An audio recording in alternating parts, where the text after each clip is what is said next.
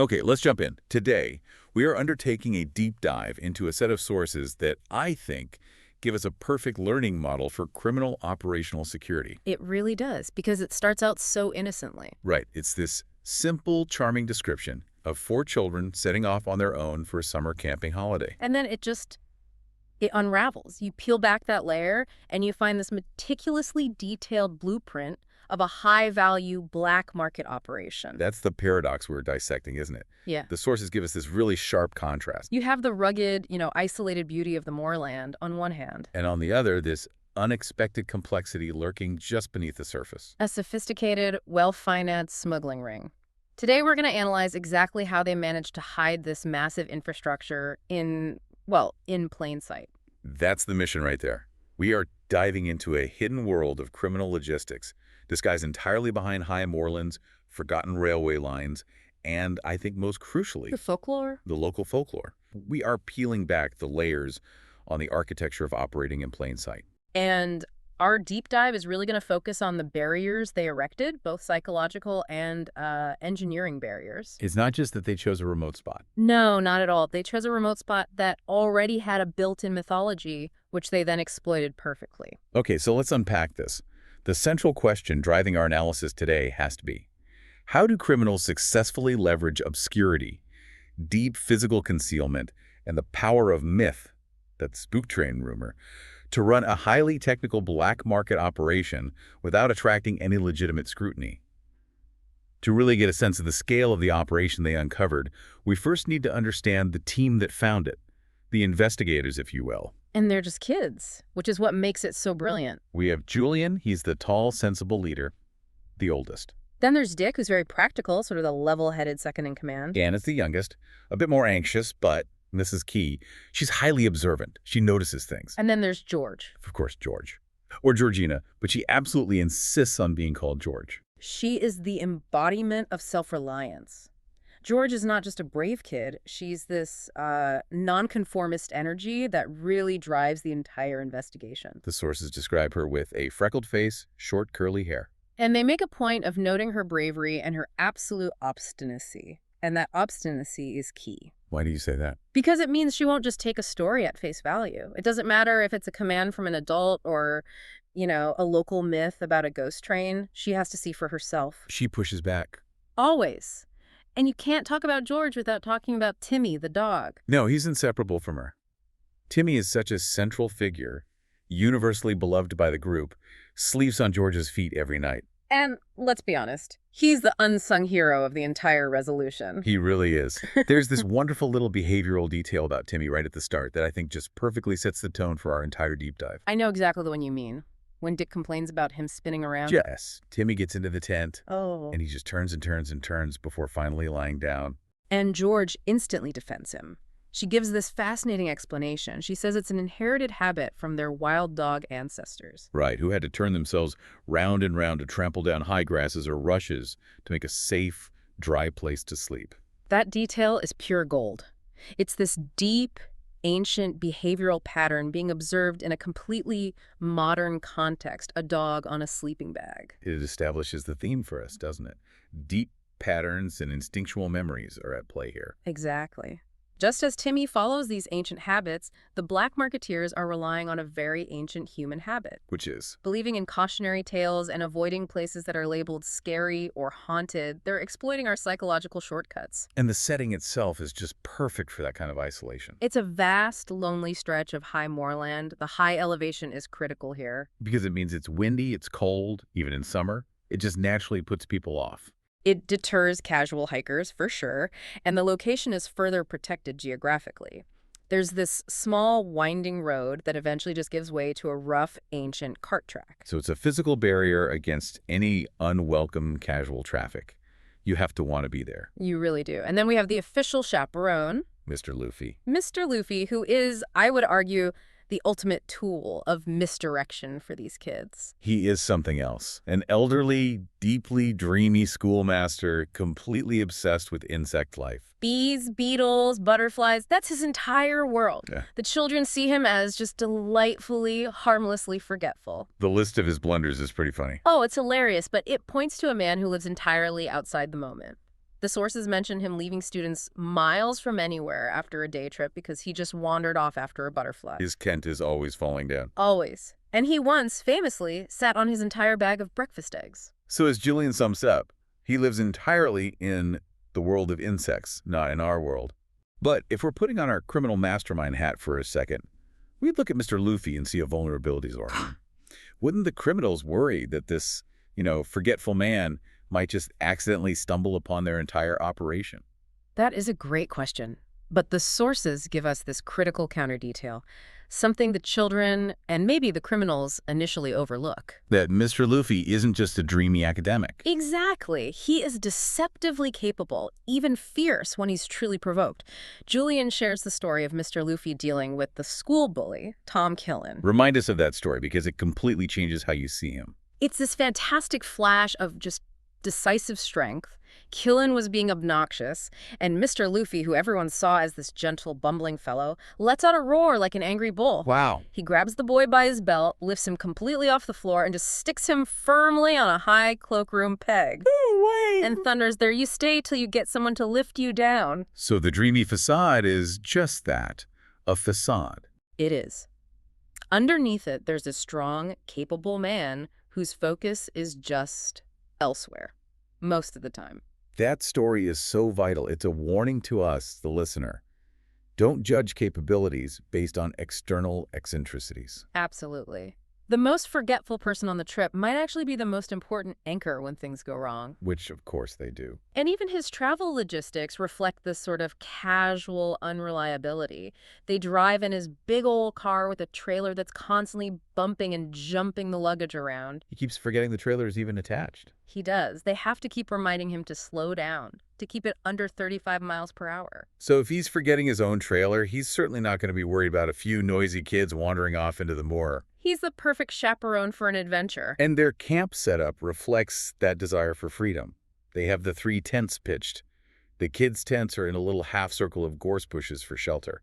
But Mr. Luffy is deliberately placed farther away. Right, so he won't interfere with one another at all. They wanted a chaperone who wouldn't pay attention. And Mr. Luffy, the man who lives for butterflies, seemed like the ideal candidate to give them that freedom. So they have this perfect isolated setup. But that isolation is shattered almost immediately. The children assume the moor is empty, but it's not. It's teeming with activity, both physical and mythical. And the first anomaly comes when Anne, the youngest, decides to find the source of their small stream. She walks uphill toward this big mound, throws herself down to rest. And this is where she encounters her volcano. It starts with a sound, a deep, unsettling underground sound. A rumbling and roaring noise, and it seems to be getting closer and closer. She's terrified. She thinks the earth itself is moving under her. The key here is the escalation of that sensory experience. From sound to something much more dramatic. It culminates in this incredible climax. There is an unearthly shriek, described almost as a sound of mechanical pain. Followed by a great cloud of thick white smoke that just shoots right out of the ground where she was resting. Can you imagine? She is absolutely certain she is sitting on a live volcano that is about to erupt. So she flees, screaming, down the hill for help. And when she finally finds Mr. Luffy, he's completely calm. He listens to her frantic data and just synthesizes it. He's amused. He is, but he explains that the moor is riddled with 2 or 3 long tunnels that carry trains from one valley to another deep underground. So the noise and the shriek were an active train. And the smoke was just the steam escaping through big vent holes here and there for the smoke to escape from. This is the first critical piece of intelligence for us, the listener. The moor is actively used by railways deep underground. But this raises a really important question. Why would an isolated high moor have such extensive subterranean activity? And more importantly, why would the existence of these active trains coexist with local rumors of derelict, unused lines right nearby? That is the perfect setup for the criminals, isn't it? How so? Because the existence of the active deep tunnels provides a plausible, rational, and completely dismissible explanation for any noise heard across the moor. Ah, I see. So if you hear a distant roar, you just think, oh, that's just the express train deep below. You don't think twice about it. It creates a baseline of acceptable noise. They can capitalize on the difference between that active line and the specific derelict line the children find soon after. Which they do. They spot these old, derelict railway lines coming out of a black tunnel mouth. And running into this dusty, unused railway yard, later we learn it's called Ollie's Yard. It looks abandoned, ancient, silent. The complete opposite of the active line Mr. Luffy just described. And that's where they meet the security guard. Wooden Leg Sam. Sam is the second critical piece of the criminal firewall. He's a psychological deterrent. He's a truly terrifying figure. He's got a wooden peg for one leg, arms that the source says might quite well belong to a gorilla, and a face as red as a tomato. But the terror isn't straightforward. It's laced with this pathology. Sam's behavior is deeply erratic. 1 minute he's speaking in this husky hoarse whisper, actually crying over his broken glasses, complaining that nobody cares about Wooden Leg Sam now. And then, in a terrifying mood swing, he just turns, explosively angry. Throws a large cinder at Dick, hits him on the head, and aggressively demands they clear out. He claims they told him to chase away anyone who came near. The use of an erratic guard like that is a calculated risk-reward. The risk is instability, obviously. What the reward? Potent psychological deterrence. If a casual visitor stumbles on this place and encounters a terrifying, unpredictable man with a physical deformity, they are not going to linger. No, they're not going to investigate further. They'll just conclude that place is scary and leave, which is exactly what the criminals want. And the final, most crucial piece of Sam's performance. The spook train. The spook train rumor. Sam insists that trains run out of that very tunnel at night. Yeah.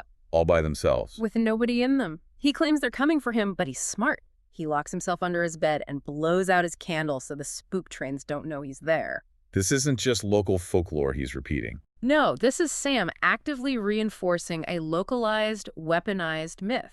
He is deliberately planting the idea of a ghost train to provide an irrational explanation for the very real sound of the black market train. If Sam, the official guard, says it's a ghost, who's going to argue with him? Especially after he's just thrown a rock at you. Exactly. The children initially dismiss him as just peculiar, driven mad by loneliness. But the rumor is immediately confirmed by an external, legitimate source. Right. On their way back to camp, they run into an old shepherd. And he reinforces the local superstition. He says the place is bad and scary. And crucially, though he's never seen the trains, he's heard them many times at night. Choo-choo, they go and they jangle and clank. The kicker is his confirmation that the tunnel hasn't been used for 30 years. So therefore, that noise should be physically impossible. It creates the perfect contradiction, a real sound from a place that should be silent. Hang on. If the tunnel hasn't been used for 30 years, where are they getting the coal, the water, the maintenance to run a functional steam train? That's a brilliant point. Doesn't the very need for fuel and personnel create a logistical vulnerability that Sam's spook train story should never be able to cover up? It does. And that touches on the first major logistical oversight of the criminal network. They can hide the noise behind a myth, but they can't hide the need for resources. The supply chain. The supply chain. The fact that the shepherd only hears the choo-choo suggests the train is old and loud, a classic museum piece, perfect for sounding like a ghost. But it needs an active, secure supply chain for coal and water. And that supply chain likely ties back to the next piece of the puzzle. Ollie's farm. Exactly. What's so fascinating here is how the criminals established this layered defense. Layer 1 is geographic isolation. Layer 2 is the rational counter-narrative, Mr. Liffey's deep, active tunnels. Layer 3, a psychological human firewall in Wooden Leg Sam. And Layer 4, the weaponized myth of the spook train, which is then confirmed by the legitimate local community, the shepherd. It's a masterful system of deterrence. It relies on the certainty that no one will ever investigate a ghost story with enough rigor to uncover the mechanical infrastructure needed to support it. Why hire expensive private security when you can just pay an erratic old man to scream about ghosts? It's security through folklore, and it's cost-effective. So the next key piece of the puzzle, and this is the point where the economic anomalies just start screaming at us, is that nearby supply point, Ollie's farm. Right. Julian had noted on the map that the farm sits on poor moorland soil. It shouldn't be a profitable location. It shouldn't yield much of a living, yet the farm is described as trim and prosperous. This is the first major red flag. It points to potential money laundering or, at the very least, an unnaturally subsidized operation. The kids go over for basic supplies, milk, eggs, butter. But what they see immediately defies the agricultural logic of the location. They encounter all this evidence of wealth. The farmer's boy, Jock, shows them around. And they see these high-value items. A grand piano in the drawing room. A brand new car. And jolly good new farm machinery. We need to pause here and just analyze the economics of The this. grand piano and high-end farm equipment are not things you buy on the margins of poor moorland soil farming. No, it means there is a massive, inexplicable capital infusion happening. The operation requires it. So the farm isn't generating its own wealth. It's acting as a funnel for external illicit income. The equipment acts as a plausible cover. Oh, we're a successful farm. But the cost just far outweighs any potential legitimate income from that land. Julian even notes that the previous tenants, who were genuinely hardworking, could never have afforded this kind of prosperity. And the transportation infrastructure is even more of a giveaway. The lorries. The lorries, they see beauties of lorries. Old army ones, I should think, stored away in a locked barn. Jock's explanation is that they're for carting farm produce to market. But Mr. Luffy, even in his dreamy state, correctly notes that the farm's produce wouldn't require an army of lorries. That tells us two things. One, the lorries are the real purpose of the farm, not the agriculture. And two, using old army lorries suggests they're bought cheaply, maybe through illicit channels themselves, and are needed for heavy-duty off-road transport. To connect the farm to remote moorland drop-off points.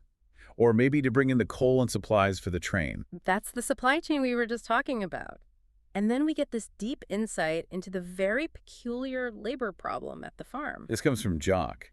He reveals they have plenty of men, all paid for by his stepfather, Mr. Andrews. But they are bone lazy. They don't know the first thing about work on a farm. Jock calls them ninnies and idiots. This is definitive proof, isn't it? These men are not farm laborers. Not a chance. They're likely security, drivers, or logistics personnel hired for their specific skills in handling black market goods or large vehicles, not for weeding turnips. And their lack of agricultural skill is this massive vulnerability. But it's one the criminals just dismiss because they assume no one will pay close enough attention to notice that their farm hands are utterly useless at farming. Which brings us to the man in charge, Jock's stepfather, Mr. Andrews. Who completely fails to live up to Anne's anticipation of a criminal mastermind. She expected someone big, burly, clever. And instead, she gets a short, dark little man with a weak, harassed, and visibly bad-tempered face. He is, as the sources later confirm, the classic cat's paw. A great term. A cat's paw is a tool, usually a weak or naive individual, used by a stronger, smarter party to execute a dangerous or illegal task. And crucially, to take the eventual fall if things go wrong. Exactly. So why would the true mastermind choose someone who looks so weak and harassed? Low profile and high expendability. Mr. Andrews is generous with money for the farm, but he's totally uninterested in the work itself. Jock says he's no farmer. So if the police had started investigating this legitimate-looking farm, They wouldn't expect the man in charge to be a criminal genius. They'd assume he's just a struggling, maybe slightly shady, small-time operator. It deflects attention from the unseen mastermind pulling the strings. and that weak facade finally shatters when Jock casually mentions the spook trains in front of Mr. Andrews. His reaction is a profound giveaway. He is immediately, visibly shocked and dismayed. He just forgets his whole weak persona. He demands to know everything the children know, and his warning is so disproportionate to the offense of just, trespassing. He almost shouts his warnings. He claims the yard is a bad place where accidents happened years ago, and he insists the children must never, ever return. He's relying entirely on theatrical fear to hide his own guilt. He claims the spook trains are real, that they're malicious, that they might take you away. He even says bad luck comes to people who see the spook trains. The more desperate he is to reinforce the myth, the more it proves the myth is a deliberate lie. Julian sees right through it. He dislikes the small man intensely and finds his hysterical warnings highly suspicious. The weak man is desperate to protect the valuable asset he's been tasked with guarding.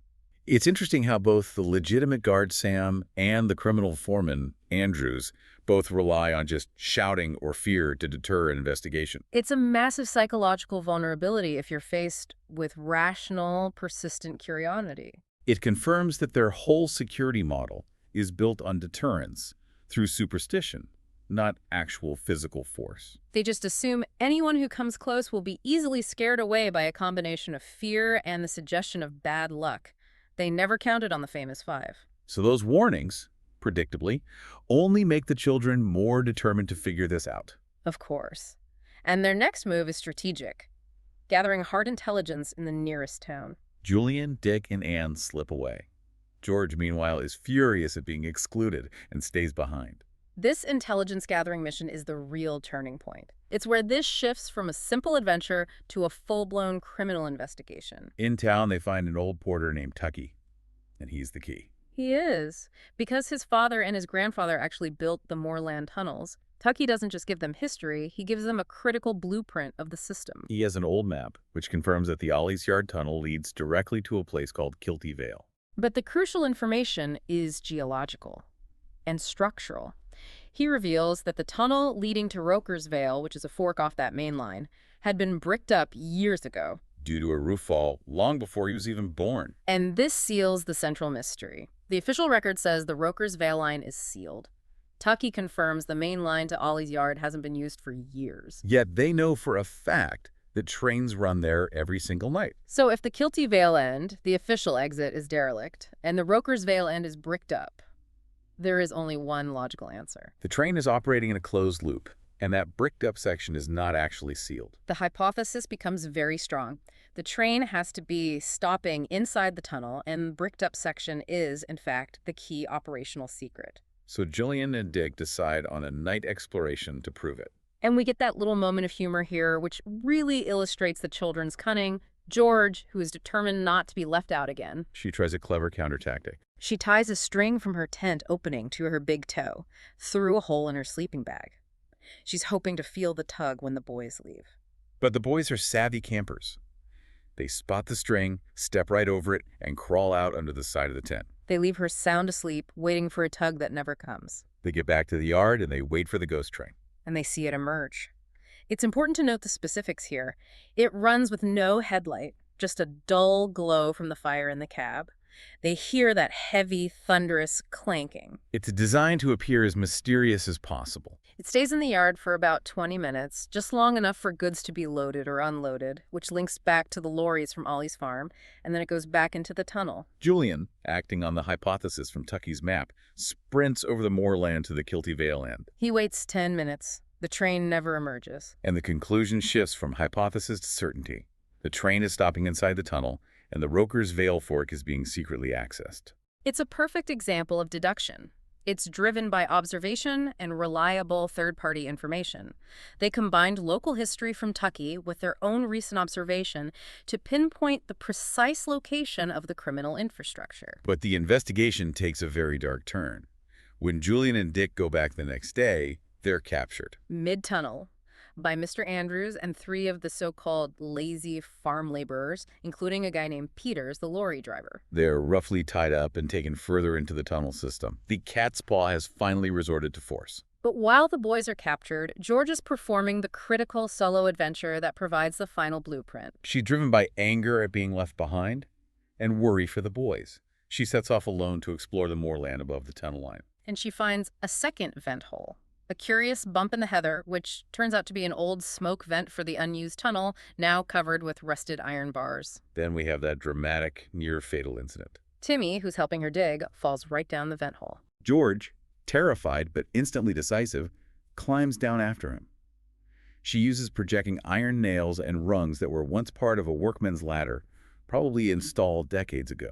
And the fall is mitigated by sheer chance and, well, the historical accumulation of pollution. He lands on a huge pile of soft, decades-old soot that had collected at the bottom. Soot, a byproduct of the very steam engine activity she is investigating, saves him from serious injury. George is covered in black, ancient soot, but they're both safe. And she finds herself in the tunnel, right next to the silent, old-fashioned engine and 4 covered trucks. The spook train. She hides in one of the trucks and gets a front row seat to this phenomenal feat of criminal engineering. The financial investment this must have required is just staggering. It is. One of the black marketeers comes into the tunnel, switches on a lamp, and walks right up to the spot where Tucky said the tunnel was bricked up. And a massive section of the brick wall, described as thick and heavy, just slides back. It creates an opening just large enough for the train to pass through.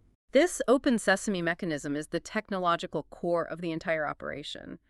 We are not talking about a few loose bricks or some improvised hole. No, this required heavy, industrial-grade engineering.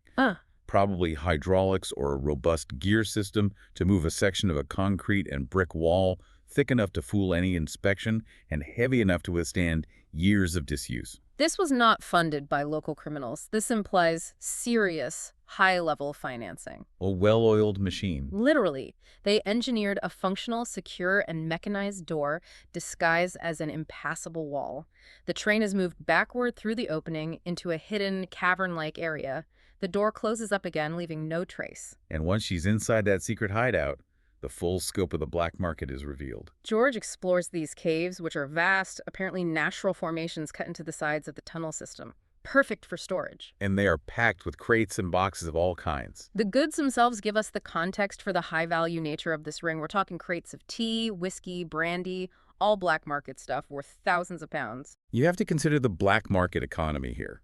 Storing these goods, especially high-value, easy-to-move items like spirits, suggests they're waiting for a specific demand spike. Or maybe avoiding customs scrutiny by keeping the inventory entirely underground until the market is favorable. And the storage demands for that type of cargo are significant. Whiskey and brandy need a cool, stable temperature. Which a tunnel provides perfectly. The sheer volume of this stock suggests a distribution network that moves across the country, which necessitates those large army lorries we saw at Ollie's farm. So the entire supply chain is now clear, and it's Jock who later connects all the dots. Right. Ollie's farm is the innocent-looking front used to store the lorries. The black market men, disguised as bad laborers, load stolen goods onto those lorries, drive them the short, rough distance to Ollie's yard. Then they secretly load the goods onto the antique spook train, which transports and hides the cargo in the mechanized tunnel caves. Until the demand or the security climate allows for distribution, probably through another secret exit. The genius of it isn't the train itself. The train is actually a vulnerability. It's loud, it's inefficient, it needs resources. Exactly. Which is why they minimize its operating time to that short 20-minute round trip. The genius is the door. They invested in a spectacular engineering solution to convert an officially abandoned piece of history into a temporary, secure, high-capacity vault, protected entirely by local fear. So the focus now shifts very rapidly from intelligence gathering to pure survival. The kids are deep inside the criminal heartland, and they have to get out. Julian and Dick have now managed to get loose from their ropes, but it's George who holds the key knowledge of the layout. They're reunited in these vast caves, and they start looking for a way out. And they find a roughly made wooden door in one of the caves. This is likely the distribution exit, leading to some remote part of the moor for the lorry pickups. This would be the other end of the supply chain. But it's jammed from the outside. Their first attempted escape is a total failure. They're trapped in the core of the operation, surrounded by thousands of pounds worth of black market goods. But George, drawing on what you just saw, quickly finds the answer. A big lever low down in the wall near the train. This is the manual override, or maybe the main control, for that mechanized wall. Julian and Dick put their strength together and heave it. And with this clanking of heavy machinery, the open sesame brick wall slides open again. It gives them their exit back into the main abandoned tunnel. The physical effort required to move that lever really emphasizes the scale of the mechanism. This isn't a small lash, it requires brute force. It confirms the mechanism is designed for security and size, not for ease of access by a small operator like Andrews. So they attempt a quiet, stealthy retreat back towards Ollie's yard. But they immediately hear footsteps and see torchlight approaching. The gang is looking for them. They turn back, intending to escape out the other end via Kilty Vale. Only to find that exit is also blocked by a lantern. There's another gang member acting as a lookout now that they know the boys have escaped. They are completely trapped between 2 points of detection. And George, covered in soot and thinking fast, suggests the only remaining route. Up. Climbing the smoke vent she used earlier, they start ascending the rusted iron nails and rungs, which is a perilous climb in the dark. But the structural damage Timmy caused during his fall now traps them. George gets stuck near the top. She's blocked by this collection of broken, heavy iron bars that Timmy had dislodged, and they're now wedged firmly across the narrow vent hole. So they're just hanging there. Miserably exposed, filthy, and utterly vulnerable. While all this is happening underground, Anne is acting as the outside agent. She's panicked by the disappearance of the boys and the sudden total absence of all the men and lorries from Ollie's farm. She runs back to camp and finds Mr. Luffy. And this is Mr. Luffy's moment. The dreamy facade just falls away. He's already worried. He'd noticed the unusual absence of all the men and lorries at the farm. Which is a crucial detail. Even the oblivious academic noticed that a major asset, the army of lorries, had vanished, which signaled a crisis to him. So Mr. Liffey finally utilizes his capable side. He stresses his responsibility for the missing children and immediately reports the whole situation to the police. And the police, who are already a bit suspicious due to the farm's sudden prosperity and these strange local rumors, immediately send a search party straight to Ollie's yard. The climax happens just as the police are approaching. The black market men, hunting for the children, find them stuck in the vent. And they drag them down one by one, covered head to toe in that ancient soot. The dramatic final moment is triggered by the outside world. A shout rings down the tunnel. Police, run for it! The black market men scatter, running towards the Kilty Vale end, hoping to escape out into the moorland. And this is where that theme of instinctual behavior comes full circle. Timmy, who's been hiding in the shadows, reacts to George's desperate command. Timmy, after them, Timmy. Stop them. And Timmy just streaks out of the shadows, racing after the scattering men like a true working dog, embodying that fierce, instinctual pattern George recognized in him on the first day. He launches himself at them, one after another, holding the men at bay until the police arrive and make the arrests. Including the miserable, whimpering cat's paw, Mr. Andrews. The aftermath is so satisfyingly clarifying. Mrs. Andrews is actually relieved the whole operation is over. She confirms that Mr. Andrews was just a weak, miserable little cat's paw, forced into the whole thing by a powerful, unseen friend who needed the farm as a front. She also notes that Andrews was terrified of Jock discovering the operation and desperately wanted him sent away. The farm returns to legitimate business under Mrs. Andrews and Jock, who finally gets to apply his real farming instincts. And Mr. Luffy, ever the amusing observer, looks at the soot-covered children and says, anyone would think they had got the whole lot of them here in the bedroom, referring to the black marketeers. The children look like the very criminals they just caught. This whole episode just demonstrates that even the best logistical plan can be undone by simple, persistent curiosity.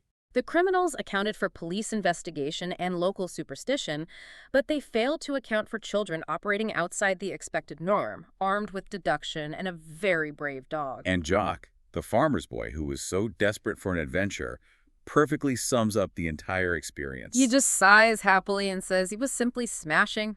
Yeah. #tag outro.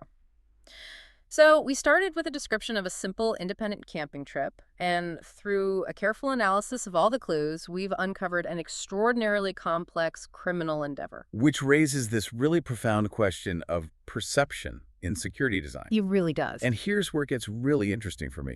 The criminals executed this massive, high-value logistics operation involving stolen goods worth thousands, and they relied almost entirely on psychological barriers. They disguised their high-tech, mechanized infrastructure, that magnificent sliding wall and the antique train behind the dual masts of rural simplicity and local superstition. They understood that official scrutiny follows evidence, not ghosts. That's it. By maintaining the fiction of dereliction and danger, the whole spook-train story, they saved themselves the colossal operational security costs required to guard a visible, active operation. The investment didn't go into guards and fences. No, the investment went into concealment, the door and misdirection, Sam and Andrews. They used the moorland's remoteness, yes, but their real protection was the psychological firewall they built around it. If authorities heard rumors of activity, what would they do? They'd send a patrol to investigate a ghost story, or they'd dismiss it as the ramblings of a drunk watchman. They would never, ever look for a perfectly engineered, electronically controlled, movable brick wall. This whole criminal operation is a perfect case study in exploiting historical negligence. They built their high-security vault using a long-forgotten, officially closed piece of public infrastructure. The greatest secret wasn't hidden in some complicated new structure. It was hidden in the forgotten history of the old one. So what does this all mean? Next time you hear a local legend, a mysterious sound, a rumored ghost train, or a place where bad luck comes to people, remember that sometimes the ghost isn't supernatural at all. It's just complex logistics, high finance, and brilliant engineering hiding behind a very convincing yarn. A yarn designed to save the criminals the cost of hiring better security. The best security sometimes is just a good story. So go explore the myths you hear, because you never know what truth is lying just underneath.